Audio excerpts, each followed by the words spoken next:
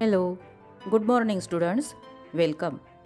मी कल्पना पिंपळे आपले Suman high school number 5 तर्फे शुभ स्वागतम करते.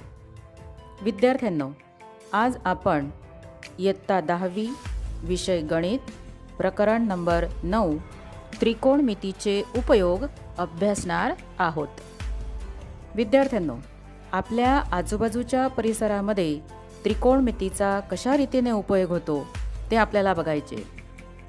त्रिकोणमितीचा उपयोग खगोलशास्त्रामध्ये पृथ्वीपासून ग्रह व ताऱ्यांचे अंतर मापण्यासाठी होतो. तसेच भूगोल व नौकानयनशास्त्रामध्ये सुद्धा या त्रिकोणमितीचा उपयोग होतो. त्रिकोणमितीय ज्ञानाचा उपयोग भौगोलिक नकाशे बनवण्यासाठी तसेच अक्षांश आणि रेखांशाच्या सापेक्षात एखाद्या स्थळाचा म्हणजे द्वीपचा स्थितीविषयीची माहिती काढण्यासाठी सुद्धा या त्रिकोणमितीचा उपयोग होतो. आता आपण अभ्यासूया त्रिकोणमितीचे उपयोग. विद्यार्थ्यांनो, तुम्हाला एक प्रश्न पडला असेल की ग्रहताऱ्यांचे अंतर कसे मापतात, त्याच्यासाठी कोणते साधन आहे? तर त्याच्यासाठी एक साधन आहे थिओडोलाइट. हे थिओडोलाइट सर्वेक्षण करणारे साधन आहे की जे त्रिकोणमितीच्या तत्वांवर आधारित आहे. फिरणाऱ्या दुर्बीणद्वारा अँगल्स म्हणजे कोन मोजण्यासाठी वापरले जाते. 19व्या शतकात ब्रिटिश भारताचा ग्रेट ट्रिग्नोमेट्रिक सर्व्हे या नावाचा प्रोजेक्ट तयार केला गेला, ज्यासाठी 2 सर्वात मोठे थिओडोलिट्स बांधले गेले. 1852मध्ये सर्वेक्षण दरम्यान जगातील सर्वात उंच डोंगराचा शोध लागला. 160 किमी अंतरावरून 6 वेगवेगळ्या स्थानावरून हे शिखर पाहण्यात आले. 1856मध्ये या शिखराचे नाव सर जॉर्ज एव्हरेस्टच्या नावावर ठेवले गेले होते. सर जॉर्ज एव्हरेस्ट हे प्रथम दिग्गज म्हणजे मोठे थिओडोलाइट्स चालू केले आणि त्यांनी वापरले. भारतीय सर्वेक्षण विभागाचे संग्रहालय म्हणजे म्युझियम की जे देहरादूनला आहे, तिथे थिओडोलिट्स प्रदर्शनात ठेवलेले आहे. तुम्ही इथे आकृतीमध्ये हे थिओडोलाइट बघू शकतात. अंतर आणि उंची. समजा एक विद्यार्थी जमिनीवरून मनोऱ्याच्या उंच टोकाकडे बघतोय. विद्यार्थ्याच्या डोळ्यापासून ते मनोऱ्याच्या टोकापर्यंत काढलेल्या रेषा एसीला दृष्टिरेषा म्हणतात. क्षितिज रेषा. विद्यार्थ्याच्या डोळ्यापासून मनोऱ्याच्या तळापर्यंत काढलेली रेषा AB ही क्षितिज रेषा आहे. क्षितिज रेषा आणि दृष्टिरेषा यांच्यामध्ये जो काही कोन तयार होतो आहे तो कोन म्हणजे उन्नत कोन.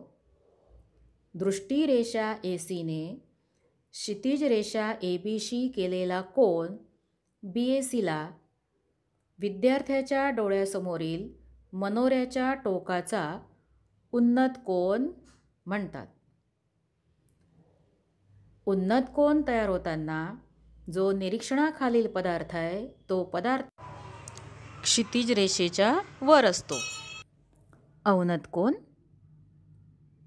जेव्हा निरीक्षणासाठीचा पदार्थ क्षितिज रेषेपासून खाली असेल तेव्हा दृष्टिरेषा आणि क्षितिज रेषा यांच्याने बनणारा कोन म्हणजे अवनत कोन होय. या स्थितीमध्ये दृष्टिरेषा ही क्षितिज रेषेच्या खालच्या दिशेला असते. इथे तुम्ही आकृतीत बघू शकताय की एका इमारतीच्या बिल्डिंगमध्ये जी गॅलरी आहे त्या गॅलरीत निरीक्षणकर्ता उभा आहे आणि तिथून तो जमिनीवरील पदार्थ बघतोय. म्हणजे क्षितिज रेषा आणि दृष्टिरेषा यांच्यामध्ये जो काही कोन तयार झालेला आहे तो अवनत कोन आहे. म्हणजे अवनत कोन केव्हा निर्माण होतो की निरीक्षण करणारा हा उंच जागेवर उभा असेल आणि ज्या पदार्थाचं निरीक्षण करायचं आहे तो पदार्थ क्षितिज रेषेपासून खाली असेल. एकच गोष्ट लक्षात ठेवायची आहे की दृष्टिरेषा ही क्षितिज रेषेच्या वरच्या बाजूला असेल तर उन्नत कोन होतो आणि दृष्टिरेषा ही क्षितिज रेषेच्या खालच्या दिशेला असेल तर अवनत कोन निर्माण होतो. विद्यार्थ्यांनो, आता आपण पुन्हा आपल्या आधीच्या आकृतीकडे जाऊया. जर तुम्ही मनोरा CDची उंची प्रत्यक्ष मापल्याशिवाय शोधू इच्छित असाल तर त्यासाठी आपल्याला कोणकोणती माहिती आवश्यक आहे? तर ती माहिती आहे: 1.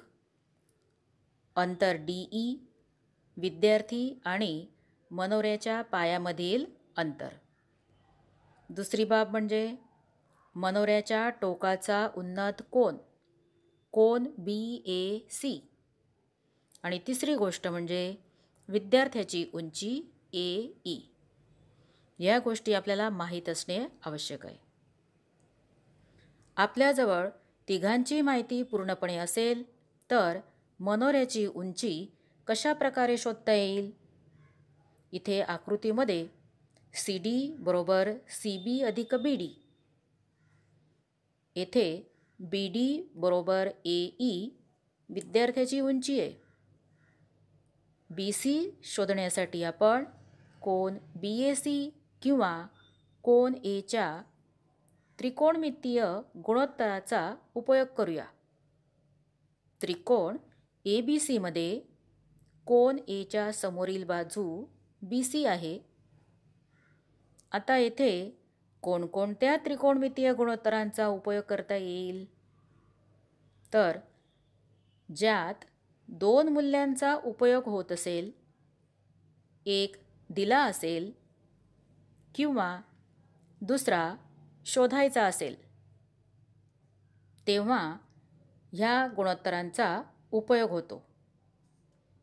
आपली शोध tan A किंवा cot A चा उपयोग केल्याने पूर्ण होईल, कारण की या दोन्ही गुणोत्तरात AB आणि BC चा समावेश होतो. म्हणून मग tan A बरोबर BC छेद AB किंवा cot A बरोबर AB छेद BC ची उकल मिळवली असता आपल्याला BC ची किंमत मिळेल. आता BC आणि AE ची बेरीज केली असता आपल्याला मनोऱ्याची उंची मिळेल. मग आता या गोष्टींचा उपयोग करून आपण स्वाध्याय 9.1 सॉल्व करूया. स्वाध्याय 9.1 पहिलं उदाहरण: सर्कशीच्या तंबूत जमिनीशी शिरोलंब स्थितीत असलेल्या खांबाच्या टोकाला जमिनीशी ओढून बांधलेला 20 मीटर लांब दोरीवरून एक कलाकार चढत आहे.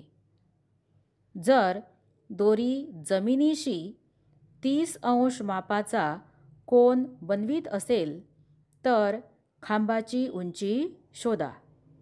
पहा बाजूची आकृती. उत्तर: AB बरोबर खांब, AC बरोबर दोरी. मग इथं हा जो काही त्रिकोण आहे, त्रिकोण ABC मध्ये B हा 90चा. कारण काय? तर खांब हा जमिनीशी शिरोलंब स्थितीमध्ये आहे, म्हणून कोन B बरोबर 90 अंश आणि कोन C बरोबर 30 अंश. कारण की खांबाच्या टोकाला बांधलेली दोरी ही जमिनीशी 30 अंशाचा कोन तयार करते, म्हणून कोन C बरोबर 30 अंश.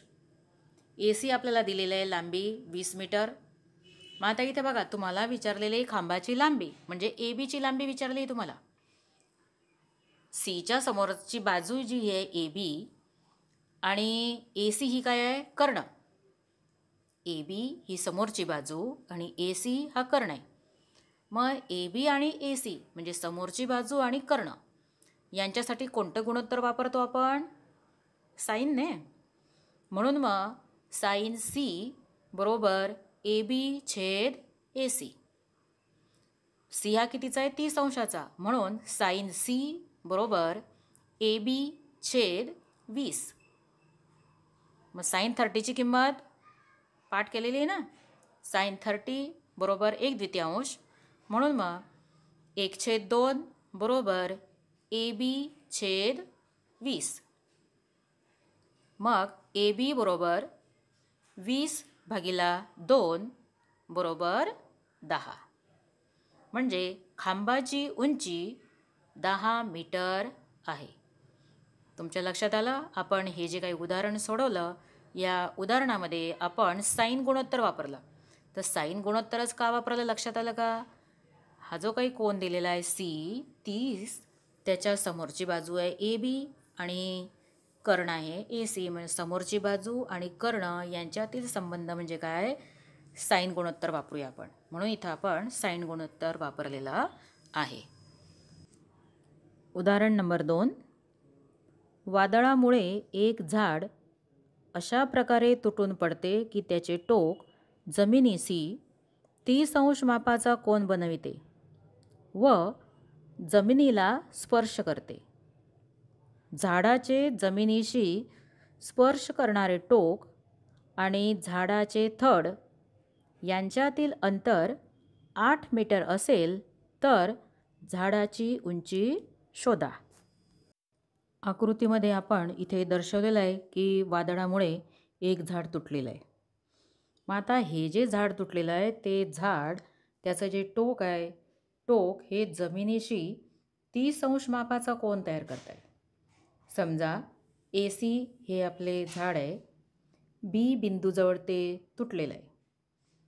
मग ह्या जेव्हा बी बिंदूजवळ तुटलेलं आहे आणि त्याचं टोक आहे सी म्हणजे सी हे टोक जमिनीजवळ आहे आणि ते 30 अंशाचा कोन तयार करत आहे. म्हणजे डी जवळ 30 अंशाचा कोन तयार झालेला आहे. मग इथे त्रिकोण तयार झालेला आहे. त्रिकोण ए बी डी. या त्रिकोण ए बी डीमध्ये कोन ए बरोबर 90 अंश आणि कोन डी बरोबर 30 अंश. आता हा जो झाडाचा तुटलेला भाग आहे बी सी. बी सी आणि बी डी हे इक्वल आहेत. बी सी आणि बी डी हे समान आहेत. तसेच आपल्याला उदाहरणात दिलेलं आहे की झाडाचे जमिनीशी स्पर्श करणारे टोक म्हणजे डी हा बिंदू आणि झाडाचे थड म्हणजे ए हा बिंदू यांच्यातील अंतर 8 मीटर आहे. म्हणजे ए डी बरोबर 8. मग आता हा जो काही त्रिकोण आहे त्रिकोण ए बी डी यामध्ये डी जवळचा कोन 30 मापाचा आहे. ए बी ही बाजू शोधायची आपल्याला. ए डी आपल्याला दिलेली आहे. म्हणजे मग समोरची बाजू आणि जवळची बाजू यांचं गुणोत्तर tan. मग आपण tan डी बरोबर बी ए छेद ए डी आणि म्हणून tan 30 अंश बरोबर बी ए छेद 8. मग tan 30ची किंमत आपल्याला माहिती आहे. tan 30ची किंमत एकाच्या छेदमध्ये वर्गमुळात 3. मग 1/वर्गमुळात 3 बरोबर बी ए छेद 8 आणि म्हणून मग बी ए बरोबर 8/वर्गमुळात 3 बी ए शोधला. तसंच बी सी पण शोधायचं आहे. परंतु बी सी शोधण्याऐवजी आपण बी डी शोधू. कारण काय? बी सी इक्वल बी डी.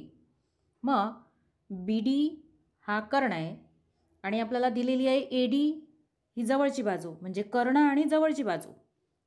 डीच्या जवळची बाजू आणि कर्ण यांच्यातील गुणोत्तर म्हणजे कॉस. मग आपण कॉस डी घेऊया. कॉस डी बरोबर ए डी छेद बी डी. ए डी काय? जवळची बाजू छेदमध्ये कर्ण बी डी. मग कॉस डी बरोबर ए डी छेद बी डी. मग कॉस 30 डिग्री बरोबर 8/बी डी. मग कॉस 30ची किंमत आहे वर्गमुळात 3/2.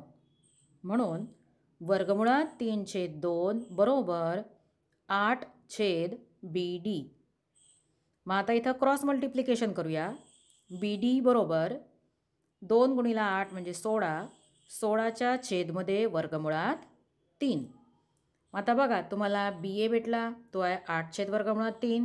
BD आहे 16/मध्ये वर्गमुळात 3. आणि म्हणून मग झाडाची उंची AC बरोबर BA अधिक BD. BAची किंमत 8/वर्गमुळात 3 अधिक BDची किंमत 16/वर्गमुळात 3 बरोबर 8 आणि 16 24. म्हणजे 24च्या छेदमध्ये वर्गमुळात 3. परंतु आपण छेदमध्ये वर्गमुळातली संख्या ठेवत नाही, म्हणून मग आपण या इथं सम्मीकरण करूया. 24/वर्गमुळात 3 गुणिला वर्गमुळात 3/वर्गमुळात 3. मग 24/3 छेदमध्ये वर्गमुळात 3 गुणिला वर्गमुळात 3चा गुणाकार 3 बरोबर 24/3 म्हणजे 8. 8/3 म्हणजेच झाडाची उंची 8/3 मीटर आहे. विद्यार्थ्यांनो, या उदाहरणामध्ये आपण 2 गोष्टी शोधल्या. एक BAची लांबी, त्याच्यासाठी आपण टॅन गुणोत्तर वापरलं. तर का टॅन वापरलं? BAची लांबी शोधायची होती आणि जवळची बाजू आपल्याला दिलेली होती, म्हणून मग इथे आपण टॅन गुणोत्तर वापरलं आणि त्याच्यावरनं BAची लांबी शोधली. ती होती 8/वर्गमुळात 3.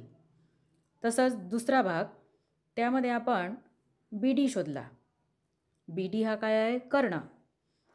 आपल्याला BD शोधायचा आहे आणि AD आपल्याला दिलेली आहे, म्हणजे कर्ण शोधायचा आहे आणि जवळची बाजू दिलेली आहे, म्हणून मग आपण इथं कॉस गुणोत्तर वापरलं आणि त्याच्यावरनं मग आपण BDची लांबी शोधली. ती आली 16/वर्गमुळात 3 आणि या दोघांची बेरीज केली, म्हणून मग आपल्याला झाडाची उंची मिळाली आणि ती आहे 8/3. उदाहरण 5. एक पतंग जमिनीपासून 60 मीटर उंचीवर उडत आहे.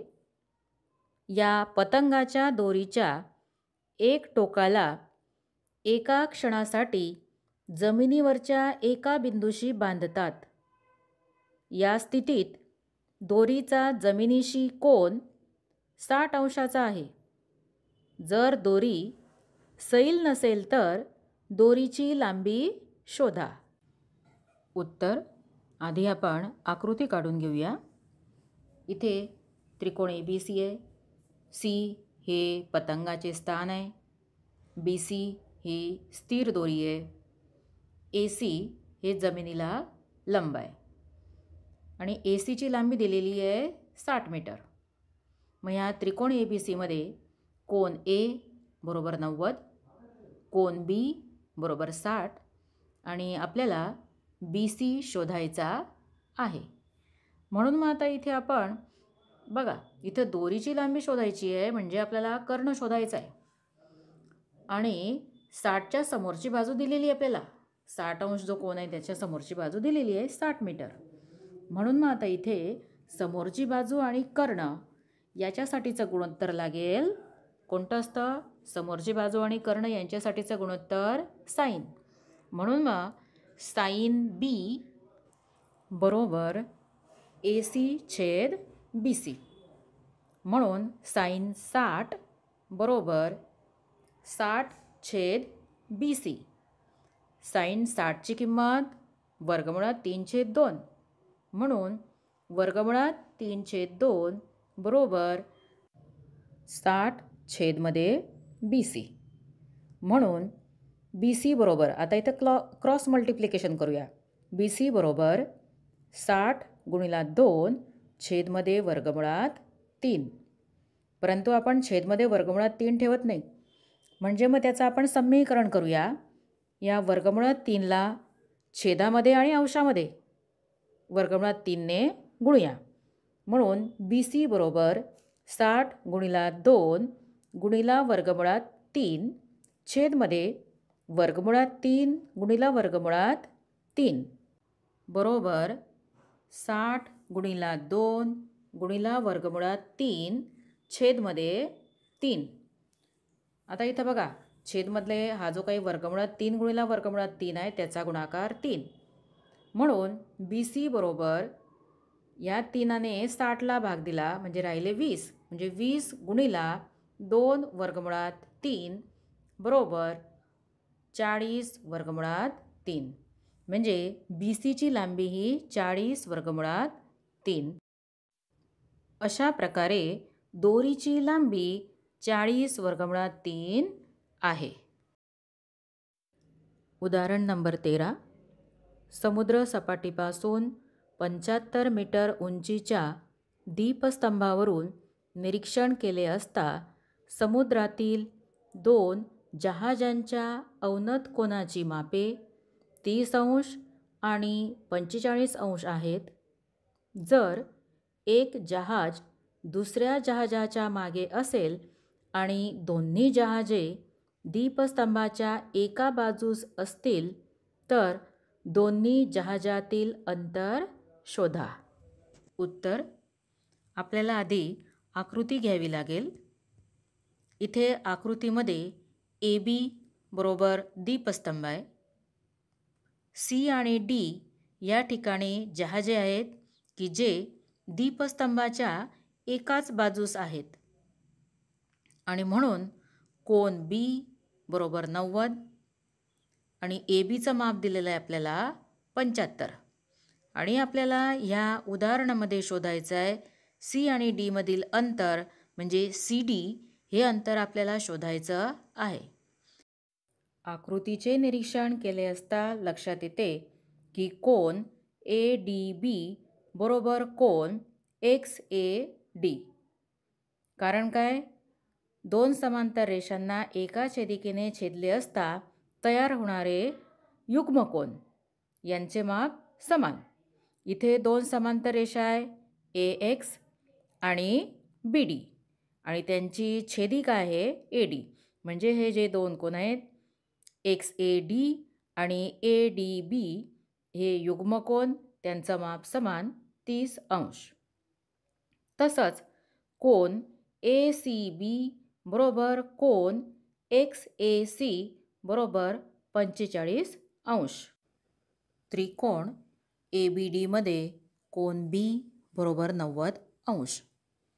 आता बघा, इथे हा जो डी कोन आहे या डीच्या समोरची बाजू दिलेली तुम्हाला 75 मीटर आणि तुम्हाला शोधायचं आहे सी आणि डी मधलं अंतर म्हणजे त्याच्या जवळच्या बाजूचं अंतर म्हणजेच बी डी.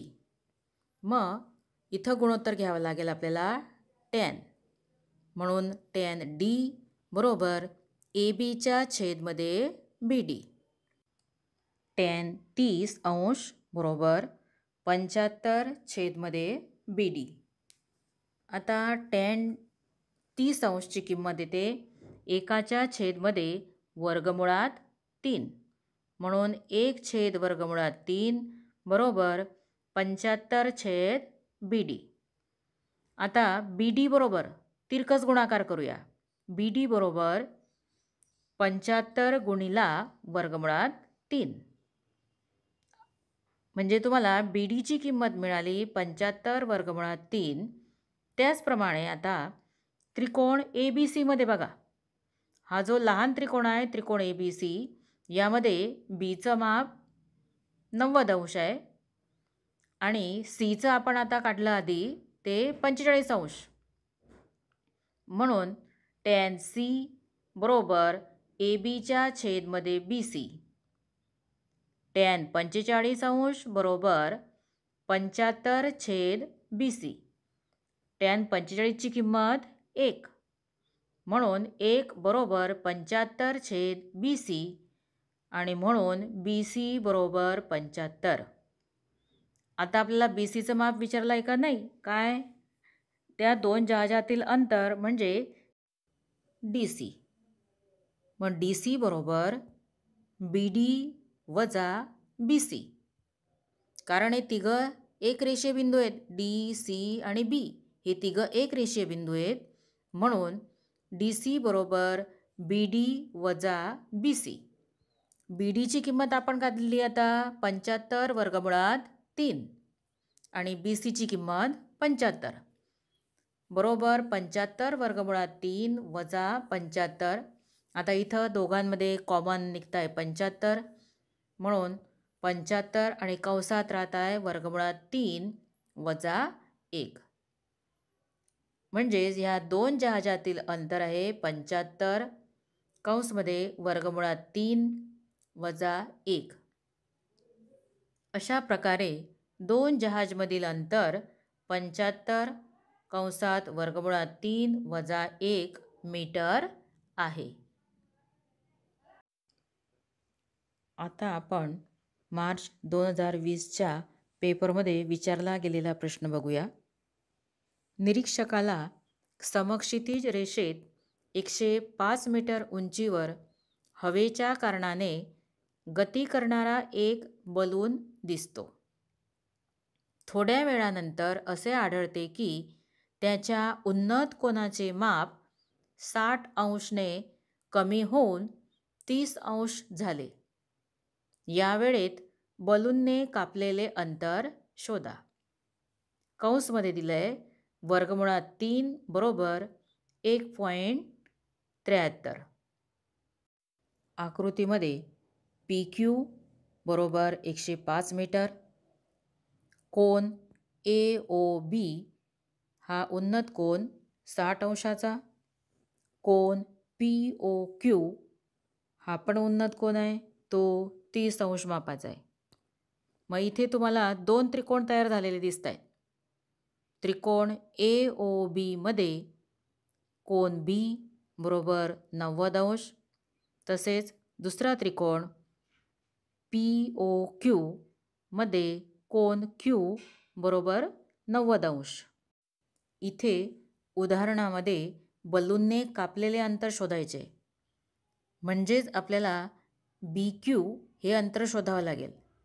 BQ अंतर शोधण्यासाठी आधी आपल्याला OQ आणि OB हे अंतर शोधावं लागेल आणि मग त्याच्यातनं म्हणजे OQ मधून OB हे अंतर कमी केले असता आपल्याला BQ अंतर शोधता येईल. त्रिकोण AOB मध्ये, ह्या त्रिकोण AOB मध्ये हा जो काही कोन आहे तो कोन आहे 60 अंशाचा. कोन AOB हा 60 अंशाचा, म्हणून मग आता आपण tan 60 घेऊया. tan 60 बरोबर ABच्या छेदमध्ये OB.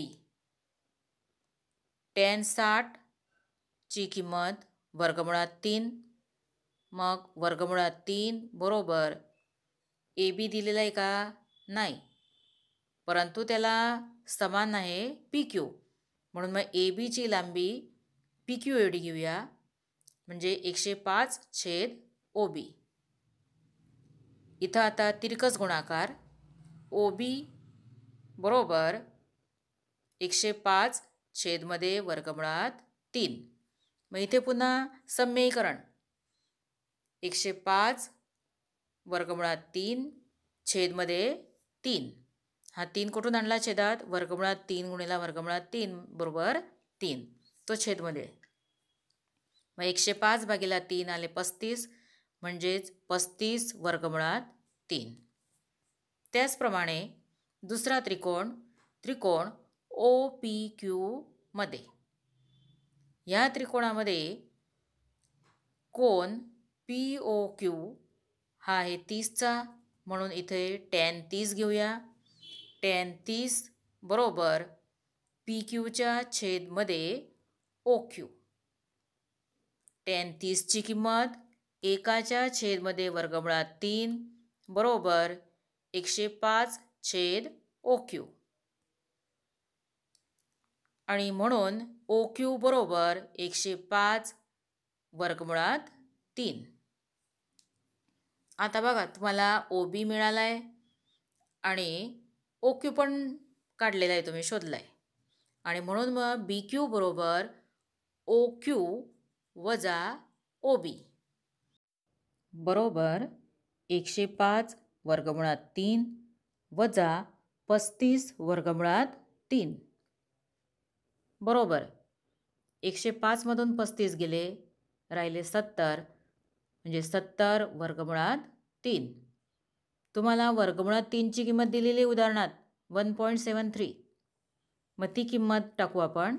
70 गुणिला 1.73 बरोबर 7 गुणिला 17.3 बरोबर 121.1. म्हणजे बलूनने कापलेले अंतर 121.1 मीटर आहे. विद्यार्थ्यांनो, इथे आपले हे 9वे प्रकरण त्रिकोणमितीचे उपयोग संपलेले आहे. तुम्ही स्वाध्याय 9.1 मधील प्रश्न नंबर 3 आणि 4 आपल्या नोटबुकमध्ये सोडवायचे आहेत. तसेच उर्वरित उदाहरणे पण सोडवायची आहेत. धन्यवाद.